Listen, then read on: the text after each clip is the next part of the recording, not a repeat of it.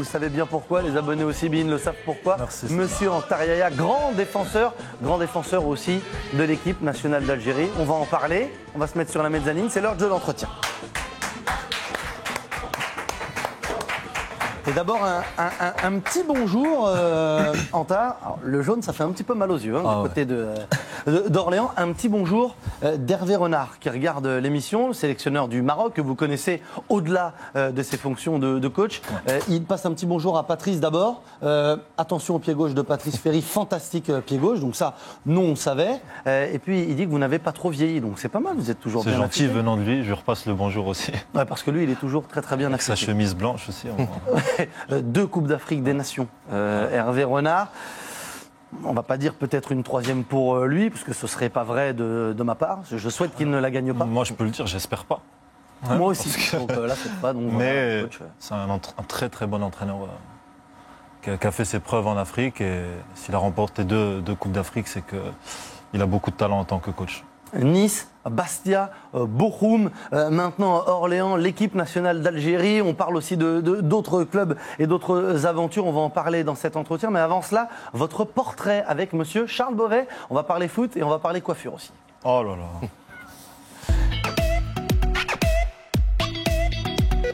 Si je parle coiffure, je parle chemise. On va parler foot d'abord. On a déjà parlé chemise. On va parler foot d'abord avec votre CV, histoire de voir que vous êtes le genre de garçon qui avait un petit peu la bougeotte.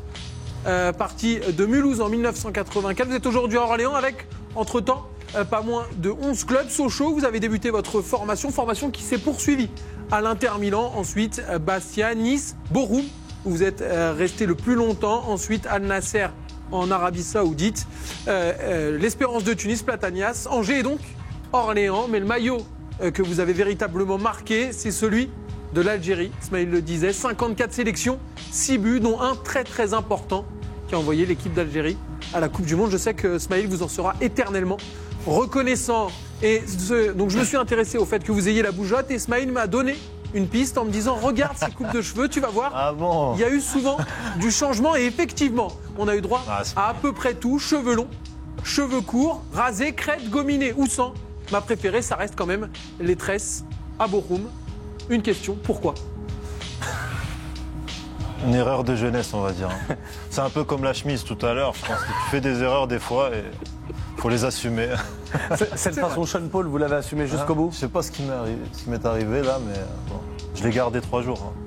Match d'après, carton rouge contre Leverkusen, je l'ai enlevé. Antar, on va passer un petit peu de temps ensemble. Ah. Oui, allô? Oui?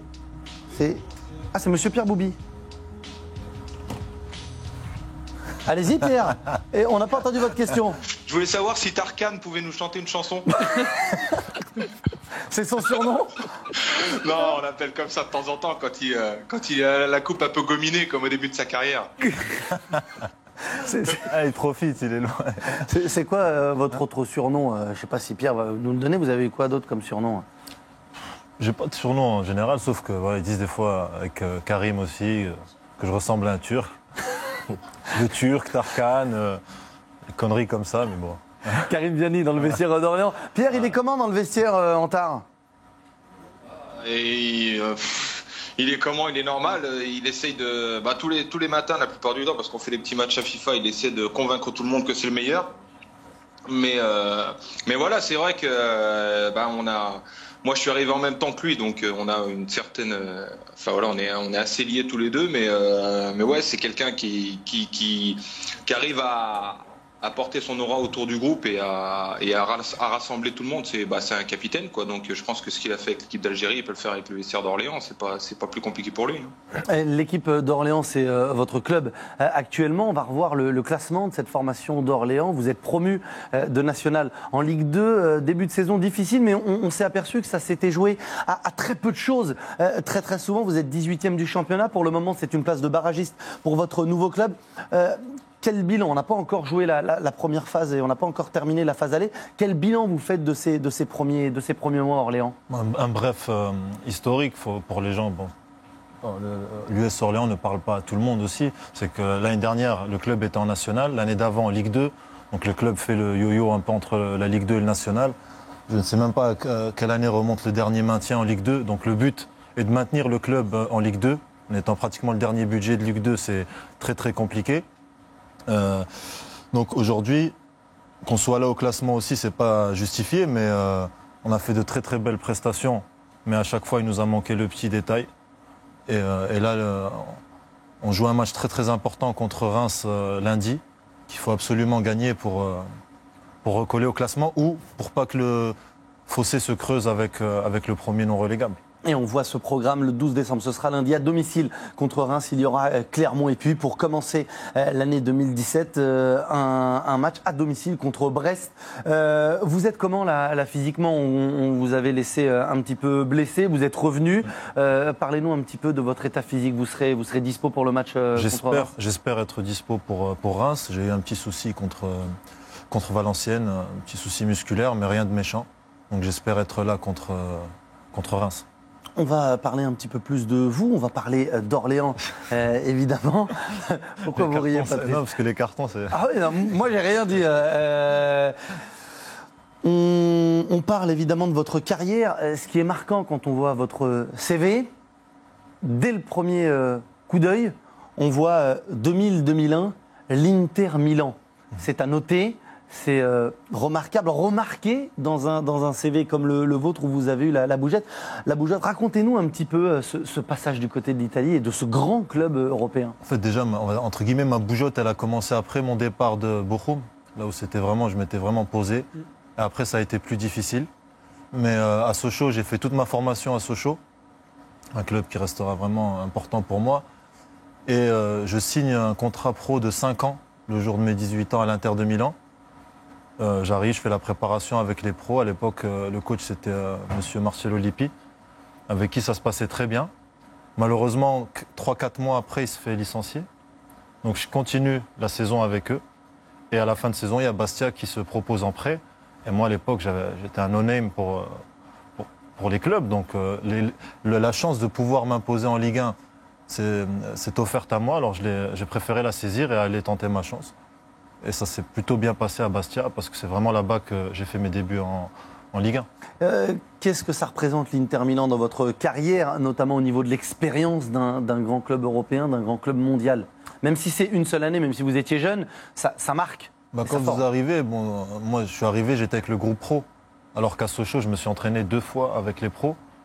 Je suis arrivé, j'étais en chambre avec Laurent Blanc, avec... Recoba, avec Pirlo, quand vous les regardez à la télé et que du jour au lendemain vous vous entraînez avec eux, déjà forcément à l'entraînement vous progressez, puis on arrive, on voit le professionnalisme de suite par la grande porte. Donc c'était vraiment une belle expérience.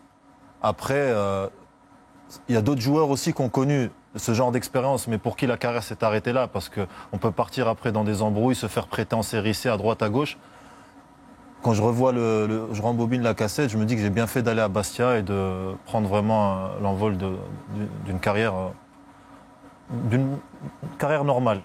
Oui, d'une belle carrière en club et en sélection. On en reparlera dans quelques instants. Avant cela, j'aimerais rebondir sur ce qu'a dit Pierre, votre rôle dans le vestiaire. Vous êtes un vrai capitaine, ce que vous avez apporté en équipe d'AG, ce que vous apportez dans ce vestiaire de l'US Orléans. Comment vous voyez votre place dans ce vestiaire, dans cette équipe? Vous êtes un vrai moteur. En fait, pour moi, il y a des choses qui se font naturellement. Déjà, qu'on ait 20 ans ou 30 ans, quand on arrive quelque part, même si on a la crédibilité un peu de la carrière, on doit faire sa place par ses prestations et par le respect qu'on montre aux gens, que ce soit de l'intendant, au kiné, au médecin, à tout le monde, aux plus jeunes joueurs. Après, on reçoit aussi ce respect en retour. Et c'est ce qui s'est passé à Orléans. J'ai eu la chance de jouer tout de suite dès que je suis arrivé. Une semaine après, j'ai joué le premier match en championnat. Après, j'ai enchaîné les matchs. Et pour moi, il y a des facteurs qui sont très importants comme le respect, la loyauté, le travail. Et quand on arrive à dégager ces valeurs-là, je pense que les partenaires ou le club ne peut que vous respecter. Évidemment, on va parler aussi de votre carrière en sélection. On a quelques images à vous montrer. Les premières images à vous montrer, ce ne sont pas des images de terrain. C'est quelque chose qui vous a sûrement marqué en tant que joueur de foot, mais aussi et sûrement en tant qu'homme. On est en 2009, vous jouez le match retour, dernier match normalement de phase de poule en Égypte. au Caire pour aller à la Coupe du Monde avec l'équipe d'Algérie. Et il se passe ce qu'il se passe dans le bus. Ouais. C'est pas. C'est-à-dire, quand je le revois comme ça, moi, ça me. Et toujours un petit peu. Je bouillonne un peu, parce qu'à l'époque, ce qui s'est passé était vraiment très grave. Et je reste persuadé que s'il y a un match comme ça, lui, en Europe, il n'y a pas de match derrière. Donc, malheureusement. Attaque, on rappelle, contre le bus de l'équipe d'Algérie. On voit des joueurs en sang. On a vu Rafik Alich. Il y avait Lemouchia aussi qui avait joué avec un bandage sur la tête. On le voit là. Évidemment, il y a les nerfs, mais il y a aussi cette force que vous aviez dans cette équipe d'Algérie, mais qui va être décuplée, je ne sais pas si c'est le bon terme, grâce à cet événement. Je pense que le fait de nous avoir agressés, ça nous a renforcés. Parce qu'on était un groupe vraiment on était vraiment, on va dire, des fois on exagère la notion de famille dans le foot. Mais là, on était vraiment un groupe où on avait connu pas mal de galères ensemble. On est arrivé en sélection quand il n'y avait pas grand monde qui osait aller en sélection. Donc on s'est construit dans la douleur, dans les échecs. Et on avait cette chance qui nous tendait les bras. Et en plus, on se fait caillasser. Alors là, c'est vraiment la motivation. Elle a été énorme, mais bon, derrière, on connaît le... Juste avant ça, il y a 2-2 en Égypte. Égalité parfaite entre l'Égypte et l'Algérie. Match d'appui à Khartoum, quelques jours après ce match nul. Et puis, il se passe ce qui se passe. L'Algérie va en Coupe du Monde. L'Algérie s'impose 1-0 grâce à vous. Est-ce que c'est le moment le plus fort de votre carrière? Vous marquez du pied droit dans la surface de réparation de l'Égypte, une mine sous la transversale. Est-ce que c'est le moment le plus fort de votre carrière? Ça le restera, parce qu'en plus, c'est avec mon pays. Donc... même ce que j'ai pu vivre avant, footballistiquement, ou après, il n'y a jamais rien qui, même dans la vie, par la naissance de mes enfants, qui sera au-dessus de ce moment-là. Qu'est-ce qui se passe dans votre ventre, là, dans vos tripes à ce moment-là? C'est... sur le moment, là, déjà, les 5 minutes d'après, quand je cours, je ne sens plus rien, pratiquement. Parce que quand on sait ce que ça représente pour nous, les 24 ans, tout le peuple qui attendait ça, qu'on a une génération derrière qui, footballistiquement, avec la période du terrorisme, n'a pas connu grand-chose au niveau du sport, et qu'on voulait tellement cette qualif. Des fois, on nous prend pour des fous parce qu'on est vraiment trop nationaliste, entre guillemets, mais là, quand on marque et qu'on est qualifié à la fin, la joie, elle est indescriptible. C'était en 2009, il y a presque 7 ans, jour pour jour. On sent encore de l'émotion quand vous en parlez. Au-delà du sport, c'est l'homme qui parle et qui est encore ému de ce moment. Bien sûr, parce que ce moment, pour moi, il ne s'arrête pas au foot. Quand, on va dire, moi, j'ai eu la chance de marquer. C'est un cadeau du ciel d'être à cet endroit-là et de le mettre au fond. Mais derrière, quand je revois le but, c'est toute l'aventure qu'il y a derrière. Elle dure presque 10 ans, l'aventure, pour arriver à ça.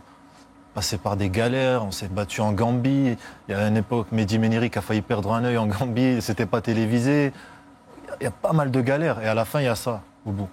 Donc, moi, je pense qu'aujourd'hui, même tous les joueurs qui ont la chance de jouer en équipe nationale d'Algérie ou qui vont avoir la chance d'y aller, ils peuvent être que fiers de porter ce maillot. Quel regard vous portez sur cette équipe d'Algérie? On dit que c'est peut-être la plus talentueuse de l'histoire. On a peut-être oublié celle qu'il y avait dans les années 80, notamment, qui avait une grande et très très belle équipe d'Algérie. Quel est votre œil sur cette formation algérienne qui va jouer la Coupe d'Afrique des Nations, mais qui est en difficulté pour se qualifier à la prochaine Coupe du Monde? Déjà, moi, j'aime pas la comparaison des générations. Il y a quand même une équipe du FLN qui restera gravée dans les mémoires pour toujours. Il y a l'équipe de 82, il y a l'équipe de 90 qui a gagné la Coupe d'Afrique. Donc, il faut des fois savoir rester humble, rester à sa place, ne pas rentrer dans certaines comparaisons, se concentrer sur l'essentiel et faire en sorte d'avoir des résultats. Le reste, à certaines discussions, il faut les laisser pour les plateaux télé, pour les journalistes, mais pas s'en mêler en tant que joueur, se concentrer sur l'essentiel. Et c'est ce que je conseille, moi, à tous ces jeunes de faire, parce que l'attente, elle est énorme derrière. Et je pense que des fois, on ne s'en rend pas compte. Mais le peuple algérien, il vous aime, comme il peut vous détester de suite après. L'action d'après, c'est pas le match d'après. Donc ça, il faut l'avoir bien en tête et se dire que c'est une grosse responsabilité de pouvoir porter le maillot et de faire ce qu'il y a à faire. Déjà, au niveau de l'état d'esprit, moi, je ne m'inquiète pas pour eux parce qu'à chaque fois, ils ont su répondre présent quand ils étaient dos au mur. La Coupe d'Afrique, on n'est pas favori déjà. Ça, il faut l'enlever de sa tête.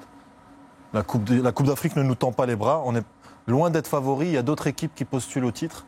Et je pense que le but sera de faire une belle Coupe d'Afrique et de se racheter des matchs précédents.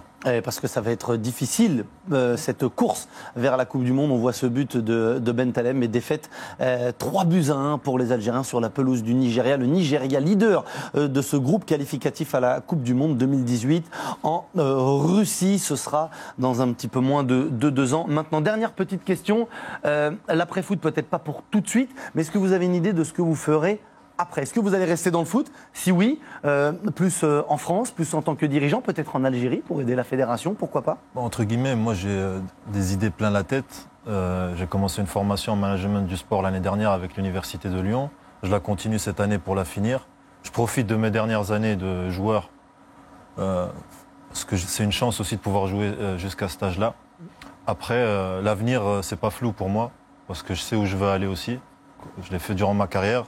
Je le construis aussi pour l'avenir et j'espère que ça me réussira autant que ma carrière de joueur. Eh ben, on vous le souhaite et en tout cas, on n'est pas trop inquiet. Hein. On a quelques bons pressentiments. Merci Antar d'avoir été avec nous. Merci, on va rejoindre Patrice et Charles autour du plateau parce que j'imagine que vous aussi, messieurs Charles et Patrice, vous avez des questions à poser à Antar. On était obligé de parler de ce moment de 2009. Non mais vraiment, parce que on en parle souvent, on en rit, mais c'est quelque chose d'important au-delà du football. Ce qui s'est passé ce jour-là pour beaucoup de personnes qui vivaient en Algérie, mais aussi qui vivaient et qui vivent toujours en France, qui sont d'origine algérienne et qui ce jour-là ont eu encore plus de belles émotions. Patrice, une petite question pour Antar. Oui, non, c'est un petit peu lié à cette expérience, j'allais dire, internationale. Je veux dire, est-ce que quand même avec l'Algérie, par exemple, pour les Coupes du Monde, parce que pour les Coupes d'Afrique, on sait que ça fait comme la Copa Sudamericana pour les joueurs d'Amérique du Sud, est-ce que vous vous êtes senti un moment fort pour pouvoir peser dans une Coupe du Monde? Déjà, nous, quand on se qualifie en 2010, ça fait 24 ans qu'on n'y est pas. Et on n'a pas cette expérience de Coupe du Monde. Donc, et la Coupe du Monde, c'est particulier. Il y a les pays qui sont habitués à y être. Et nous, le but, l'équipe nationale, c'est de faire en sorte que l'Algérie soit en Coupe du Monde à chaque fois. Non, mais ce que je voulais dire par rapport à ça, Antar, c'est qu'elle est au Brésil. Donc là, d'un coup, on est un peu dans l'esprit chaud, comme les images que vous avez montrées. Donc si ça avait été une Coupe du Monde en Russie, je veux dire, effectivement, il y a un décalage un petit peu. Mais là, je pensais, d'abord par la qualité de l'équipe, mais que aussi le contexte, un petit peu, j'allais dire, sud-américain, pouvait vous aider dans ce sens-là. Je pense, nous, c'est pas celle que j'ai faite. Moi, j'ai fait 2010 en Afrique du Sud. Oui, pardon, en Afrique du Sud. Je vous disais, pour nous, c'était nouveau. Donc on avait envie de faire belle figure déjà et de faire un résultat, mais on sait qu'en Coupe du Monde, le premier match, il est décisif, pratiquement. Dans les groupes, pour espérer passer. Et nous, ce premier match, on le perd, mais on le perd aujourd'hui avec le recul par manque d'expérience. Peut-être on a joué un peu trop crispé, trop petit bras, on n'a pas assez joué pour le gagner. Et vous en parliez justement de ça entre vous? Mais après, il y a des choses dans le foot. Avec le recul, on peut les remarquer, mais sur le moment, on va pour le gagner. Mais comment on s'y prend sur le terrain, c'est différent. Je pense que si on a une ou deux Coupes du Monde avant, comme l'a fait la génération après en 2014, il y a cette expérience. Il y a quelques joueurs qui étaient là en 2010. Il y a cette expérience de 2010. Donc on sait que le premier match, pratiquement, où il est qualifiant, où il y a un match qu'il va falloir gagner absolument. C'est ce qui se passe contre la Corée et qui donne l'espoir pour le deuxième tour. Mais c'est vrai que nous, je pense que le manque d'expérience, pour nous, en 2010, il a été déterminant. Dernière question, Charles, oui, moi j'avais juste remarqué que vous avez arrêté votre carrière internationale en 2012. Pourquoi si tôt? En fait, surtout on va dire encore plus en Afrique, il faut savoir partir au bon moment. Moi, je suis arrivé dans un cycle en 2003 avec pas mal de gens. C'était une aventure humaine extraordinaire. Et je me retrouvais l'un des derniers avec une nouvelle génération qui arrivait. Je sentais qu'il était le moment de leur laisser la place, de se trouver ensemble, et puis moi de faire autre chose. Merci, Antar, d'avoir joué franc jeu avec nous pour votre carrière pour l'équipe d'Algérie. Restez bien avec nous, il reste encore une partie. On va jouer, on va tester un petit peu vos connaissances sur ce week-end niveau football, et puis on va écouter de la musique. Restez bien avec nous, à tout de suite.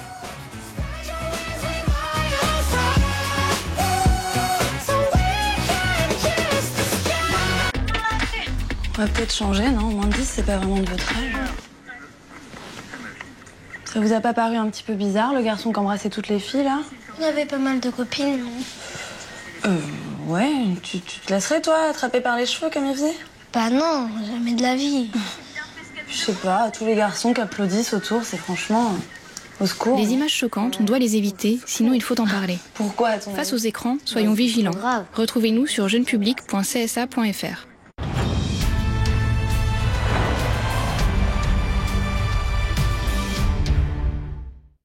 Ça va? Et d'abord, un petit bonjour, Anta. Alors, le jaune, ça fait un petit peu mal aux yeux, du côté d'Orléans. Un petit bonjour d'Hervé Renard, qui regarde l'émission, le sélectionneur du Maroc, que vous connaissez au-delà de ses fonctions de coach. Il passe un petit bonjour à Patrice d'abord. Attention au pied gauche de Patrice Ferry, fantastique pied gauche. Donc ça, nous, on savait. Et puis, il dit que vous n'avez pas trop vieilli. Donc c'est pas mal, vous êtes toujours bien C'est gentil affûté. venant de lui, je lui repasse le bonjour aussi. Ouais, parce que lui, il est toujours très très bien Avec sa affûté. chemise blanche aussi. 2 Coupes d'Afrique des Nations. Hervé Renard. On va pas dire peut-être une 3e pour lui, parce que ce serait pas vrai de ma part. Je souhaite qu'il ne la gagne pas. Moi, je peux le dire, j'espère pas. Moi aussi. Donc là, c'est pas. Donc, Mais voilà, coach. c'est un très très bon entraîneur qui a fait ses preuves en Afrique. Et s'il a remporté deux Coupes d'Afrique, c'est qu'il a beaucoup de talent en tant que coach. Nice, Bastia, Bochum, maintenant Orléans, l'équipe nationale d'Algérie. On parle aussi d'autres clubs et d'autres aventures. On va en parler dans cet entretien. Mais avant cela, votre portrait avec monsieur Charles Beauvais. On va parler foot et on va parler coiffure aussi. Oh là là.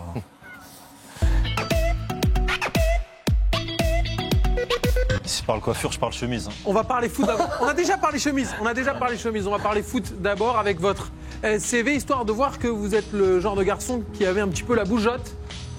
Parti de Mulhouse en 1984. Vous êtes aujourd'hui à Orléans avec, entre-temps, pas moins de 11 clubs. Sochaux, vous avez débuté votre formation qui s'est poursuivie à l'Inter Milan. Ensuite, Bastia, Nice, Bochum, où vous êtes resté le plus longtemps. Ensuite, Al Nasser en Arabie Saoudite, l'Espérance de Tunis, Platanias, Angers et donc Orléans. Mais le maillot que vous avez véritablement marqué, c'est celui de l'Algérie. Smaïl le disait, 54 sélections, 6 buts, dont un très très important qui a envoyé l'équipe d'Algérie à la Coupe du Monde. Je sais que Smaïl vous en sera éternellement reconnaissant.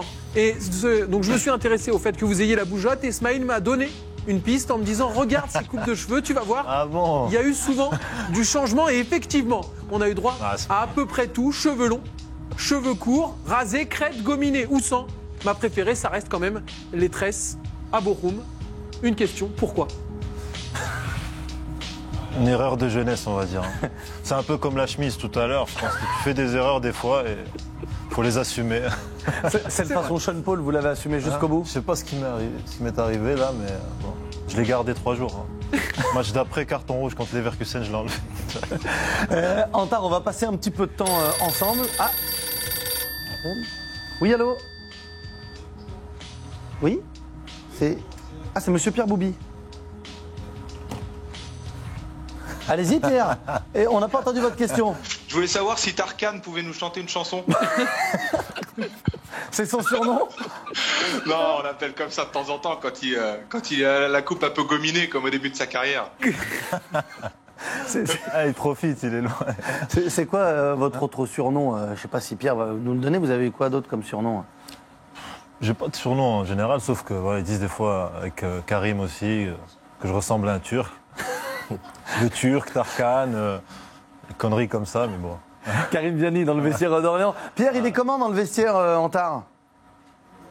Et il est comment? Il est normal. Il essaye de tous les matins, la plupart du temps, parce qu'on fait des petits matchs à FIFA, il essaie de convaincre tout le monde que c'est le meilleur.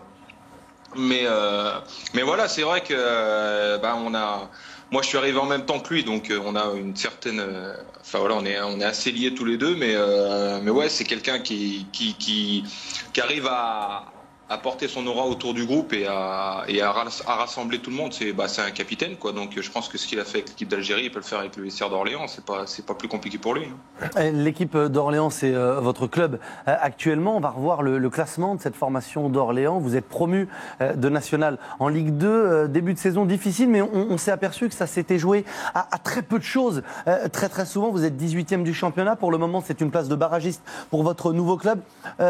Quel bilan? On n'a pas encore joué la première phase et on n'a pas encore terminé la phase aller. Quel bilan vous faites de ces premiers mois à Orléans? Un bref historique pour les gens. Bon, l'US Orléans ne parle pas à tout le monde aussi. C'est que l'année dernière, le club était en national, l'année d'avant en Ligue 2.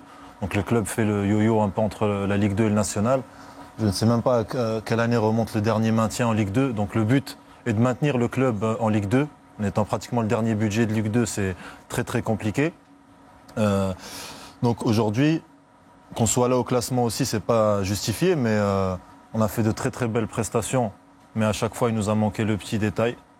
Et là, on joue un match très très important contre Reims lundi, qu'il faut absolument gagner pour recoller au classement ou pour pas que le fossé se creuse avec le premier non relégable. Et on voit ce programme le 12 décembre. Ce sera lundi à domicile contre Reims. Il y aura Clermont. Et puis pour commencer l'année 2017, un match à domicile contre Brest. Vous êtes comment là physiquement? On vous avait laissé un petit peu blessé. Vous êtes revenu. Parlez-nous un petit peu de votre état physique. Vous serez dispo pour le match contre Reims? J'espère être dispo pour Reims. J'ai eu un petit souci contre Valenciennes, un petit souci musculaire, mais rien de méchant. Donc j'espère être là contre Reims.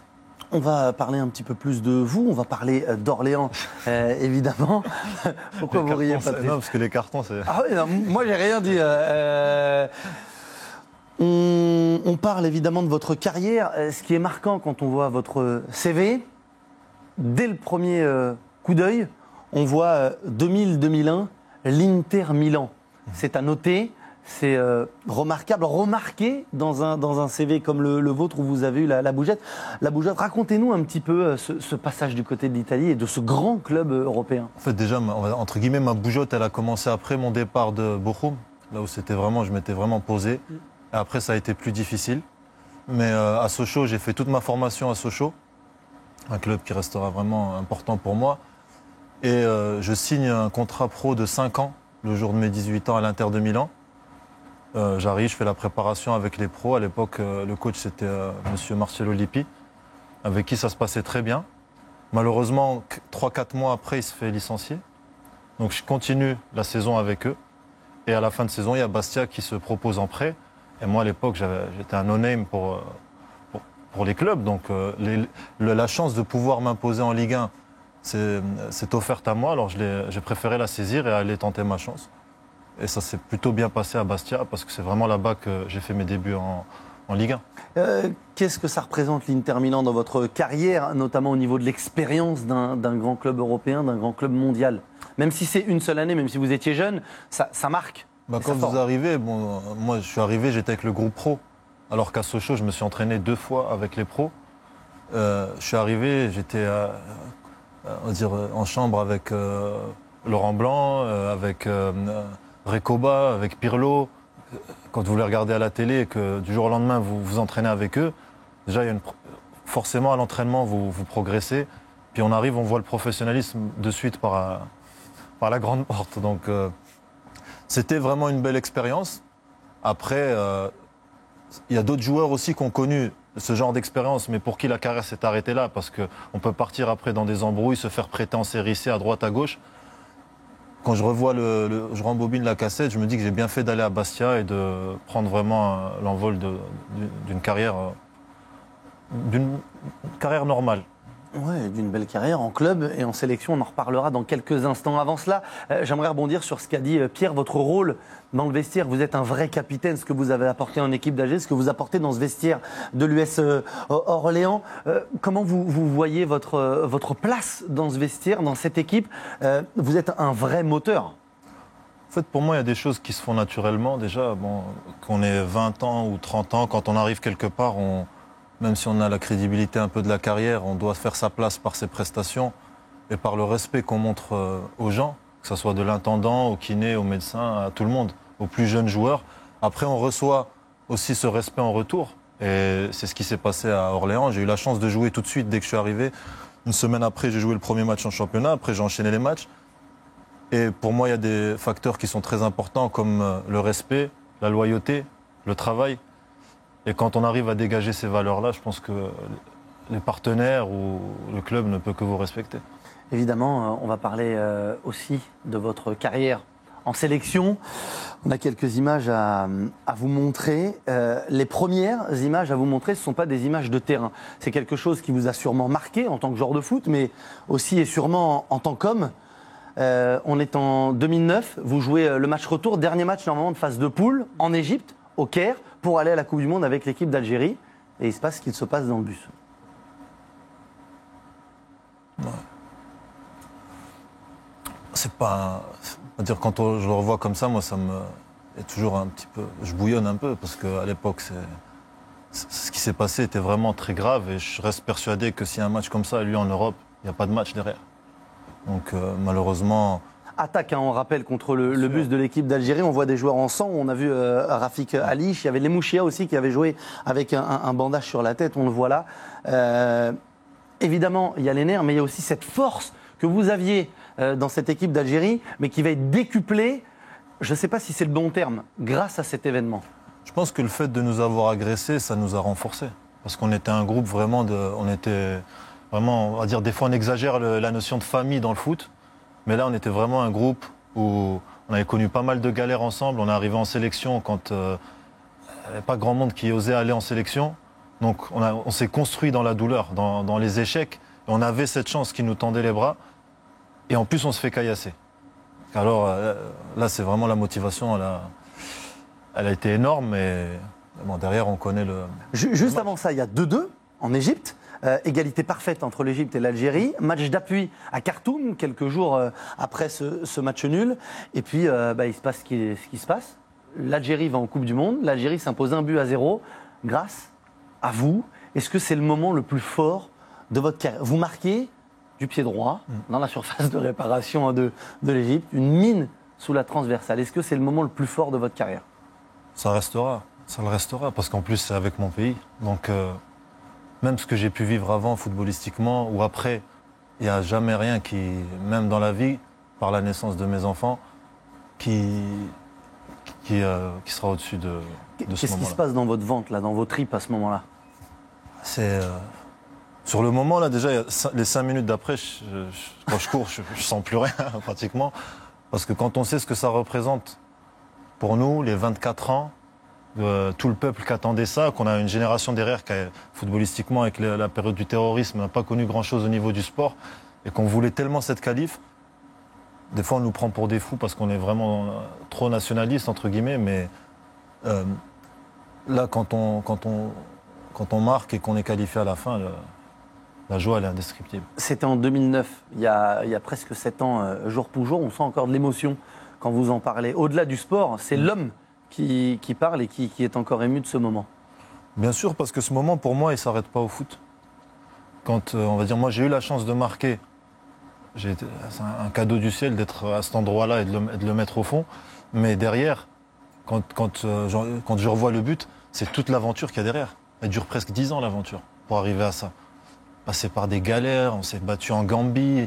Il y a une époque, Mehdi Méniri qui a failli perdre un œil en Gambie, c'était pas télévisé. Il y a pas mal de galères et à la fin, il y a ça au bout. Donc, moi, je pense qu'aujourd'hui, même tous les joueurs qui ont la chance de jouer en équipe nationale d'Algérie ou qui vont avoir la chance d'y aller, ils peuvent être que fiers de porter ce maillot. Quel regard vous portez sur cette équipe d'Algérie? On dit que c'est peut-être la plus talentueuse de l'histoire. On a peut-être oublié celle qu'il y avait dans les années 80, notamment, qui avait une grande et très très belle équipe d'Algérie. Quel est votre œil sur cette formation algérienne qui va jouer la Coupe d'Afrique des Nations, mais qui est en difficulté pour se qualifier à la prochaine Coupe du Monde? Déjà, moi, j'aime pas la comparaison des générations. Il y a quand même une équipe du FLN qui restera gravée dans les mémoires pour toujours. Il y a l'équipe de 82, il y a l'équipe de 90 qui a gagné la Coupe d'Afrique. Donc, il faut des fois savoir rester humble, rester à sa place, ne pas rentrer dans certaines comparaisons, se concentrer sur l'essentiel et faire en sorte d'avoir des résultats. Le reste, c'est à certaines discussions, il faut les laisser pour les plateaux télé, pour les journalistes, mais pas s'en mêler en tant que joueur, se concentrer sur l'essentiel. Et c'est ce que je conseille, moi, à tous ces jeunes de faire, parce que l'attente, elle est énorme derrière. Et je pense que des fois, on ne s'en rend pas compte. Mais le peuple algérien, il vous aime, comme il peut vous détester de suite après. L'action d'après, c'est pas le match d'après. Donc ça, il faut l'avoir bien en tête et se dire que c'est une grosse responsabilité de pouvoir porter le maillot et de faire ce qu'il y a à faire. Déjà, au niveau de l'état d'esprit, moi, je ne m'inquiète pas pour eux parce que À chaque fois, ils ont su répondre présent quand ils étaient dos au mur. La Coupe d'Afrique, on n'est pas favori déjà. Ça, faut l'enlever de sa tête. La Coupe d'Afrique ne nous tend pas les bras. On est loin d'être favori. Il y a d'autres équipes qui postulent au titre. Et je pense que le but sera de faire une belle Coupe d'Afrique et de se racheter des matchs précédents. Parce que ça va être difficile, cette course vers la Coupe du Monde. On voit ce but de Bentaleb, mais défaite 3-1 pour les Algériens sur la pelouse du Nigeria. Le Nigeria, leader de ce groupe qualificatif à la Coupe du Monde 2018 en Russie. Ce sera dans un petit peu moins de 2 ans. Maintenant, dernière petite question. L'après-foot, peut-être pas pour tout de suite, mais est-ce que vous avez une idée de ce que vous ferez après? Est-ce que vous allez rester dans le foot? Si oui, plus en France, plus en tant que dirigeant, peut-être en Algérie pour aider la fédération, pourquoi pas? Bon, entre guillemets, moi j'ai des idées plein la tête. J'ai commencé une formation en management du sport l'année dernière avec l'Université de Lyon. Je la continue cette année pour la finir. Je profite de mes dernières années de joueur parce que c'est une chance aussi de pouvoir jouer jusqu'à cet âge-là. Après, l'avenir, c'est pas flou pour moi parce que je sais où je veux aller aussi. Je l'ai fait durant ma carrière. Je le construis aussi pour l'avenir et j'espère que ça me réussira autant que ma carrière de joueur. Eh ben, on vous le souhaite et en tout cas, on n'est pas trop inquiet. Hein. On a quelques bons pressentiments. Merci Antar d'avoir été avec nous. Merci, on va rejoindre Patrice et Charles autour du plateau parce que j'imagine que vous aussi, messieurs Charles et Patrice, vous avez des questions à poser à Antar hier. On était obligé de parler de ce moment de 2009. Non mais vraiment, parce que on en parle souvent, on en rit, mais c'est quelque chose d'important au-delà du football. Ce qui s'est passé ce jour-là pour beaucoup de personnes qui vivaient en Algérie, mais aussi qui vivaient et qui vivent toujours en France, qui sont d'origine algérienne et qui ce jour-là ont eu encore plus de belles émotions. Patrice, une petite question pour Antar. Oui, non, c'est un petit peu lié à cette expérience, j'allais dire, internationale.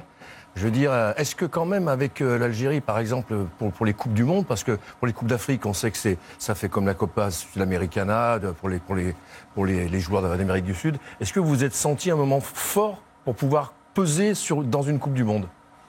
Déjà, nous, quand on se qualifie en 2010, ça fait 24 ans qu'on n'y est pas. Et on n'a pas cette expérience de Coupe du Monde. Donc, et la Coupe du Monde, c'est particulier. Il y a les pays qui sont habitués à y être. Et nous, le but, l'équipe nationale, c'est de faire en sorte que l'Algérie soit en Coupe du Monde à chaque fois. Non, mais ce que je voulais dire par rapport à ça, Antar, c'est qu'elle est au Brésil. Donc là, d'un coup, on est un peu dans l'esprit chaud, comme les images que vous avez montrées. Donc si ça avait été une Coupe du Monde en Russie, je veux dire, effectivement, il y a un décalage un petit peu. Mais là, je pensais, d'abord par la qualité de l'équipe, mais que aussi le contexte, un petit peu, j'allais dire, sud-américain, pouvait vous aider dans ce sens-là. Je pense, c'est pas celle que j'ai faite. Moi, j'ai fait 2010 en Afrique du Sud. Oui, pardon, en Afrique du Sud. Je vous disais, pour nous, c'était nouveau. Donc, on avait envie de faire belle figure déjà et de faire un résultat, mais on sait qu'en Coupe du Monde, le premier match, il est décisif, pratiquement. Dans les groupes, pour espérer passer. Et nous, ce premier match, on le perd, mais on le perd aujourd'hui avec le recul par manque d'expérience. Peut-être on a joué un peu trop crispé, trop petit bras. On n'a pas assez joué pour le gagner. Et vous en parliez justement de ça entre vous? Mais après, il y a des choses dans le foot. Avec le recul, on peut les remarquer, mais sur le moment, on va pour le gagner. Mais comment on s'y prend sur le terrain, c'est différent.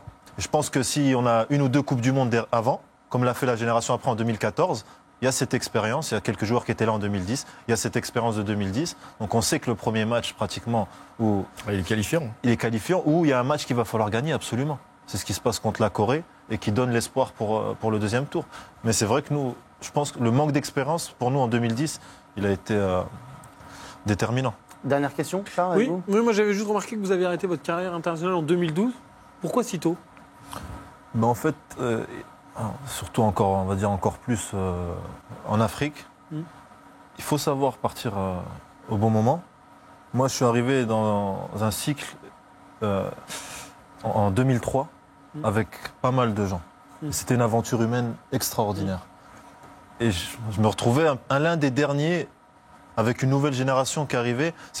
Je sentais qu'il était le moment de leur laisser la place, de se trouver ensemble, et puis moi de faire autre chose. Merci, Antar, d'avoir joué franc jeu avec nous pour votre carrière pour l'équipe d'Algérie. Restez bien avec nous, il reste encore une partie. On va jouer, on va tester un petit peu vos connaissances sur ce week-end niveau football, et puis on va écouter de la musique. Restez bien avec nous, à tout de suite.